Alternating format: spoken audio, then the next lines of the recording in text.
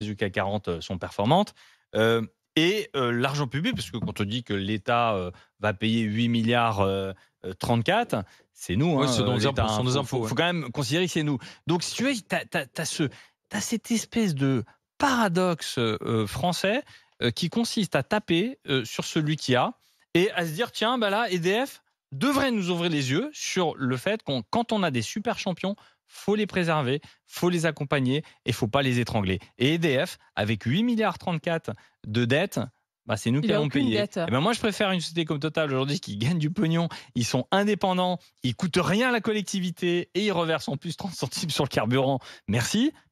À côté, 8 milliards. Tu remets EDF a été contraint. EDF a été contraint au nom du propriétaire. Mais je ne comprends pas d'ailleurs le sujet. Par ton raisonnement, je suis assez époustouflé parce que je rappelle quand même que l'État a des participations auprès d'EDF à hauteur de 83,88%.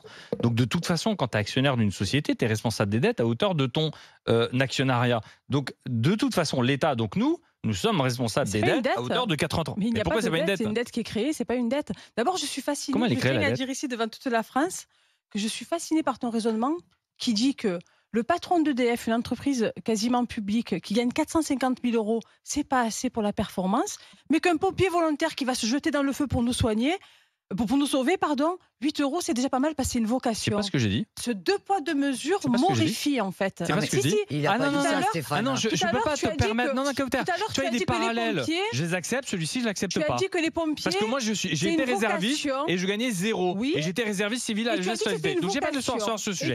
Donc ton parallèle entre une entreprise cotée qui emploie 120 000 salariés, qui aujourd'hui perd 8 milliards d'euros, c'est-à-dire nous qui allons éponger, j'accepte pas ce parallèle. Parce que les 8 milliards qu'on va éponger, les 8 milliards qu'on va éponger, peut-être qu'on pourrait les mettre sur les pompiers pour que le pompier qui gagne que 8 €, tu vois, ça c'est aussi un raisonnement de chef d'entreprise constructif, et peut-être que le pompier qui a 8 €, si on n'avait pas ces foutus 8 milliards à éponger, peut-être que le pompier, on pourrait mieux le payer qu'on pour embaucher. Peut-être que si on légalisait le cannabis, on pourrait aussi avoir des taxes pour les pompiers aussi. Mais tu nationalises la France.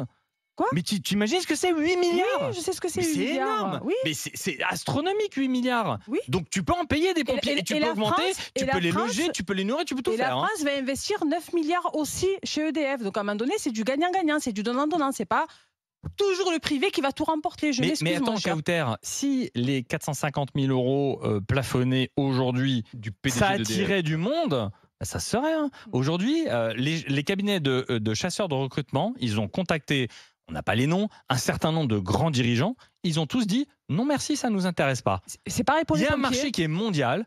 EDF, c'est une entreprise mondiale. C'est un marché mondial. Oui. Il faut intégrer aussi que nos cadres, nos dirigeants, bien, ils s'exportent. Et c'est tant mieux parce que nous avons des dirigeants de qualité. Mais à un moment, quand tu as un dirigeant de qualité, si tu veux qu'il y ait de la performance, faut payer. C'est comme les salariés, il faut les payer. Exactement. Il y a un marché de l'emploi aussi qui est concurrentiel, qui le redevient, et merci mon Dieu que ça le redevienne. Et les gens ne peuvent plus vivre aujourd'hui avec le SMIC ou avec des 8 € de l'heure d'indemnité lorsqu'ils sont sur le front et pas lorsqu'ils sont appelés, comme nous l'a dit la dame, par rapport à son genre. Mais attends, tu mélanges deux choses. Les 8 € de l'heure, c'est en complément d'un revenu. C'est des gens qui travaillent à la base et qui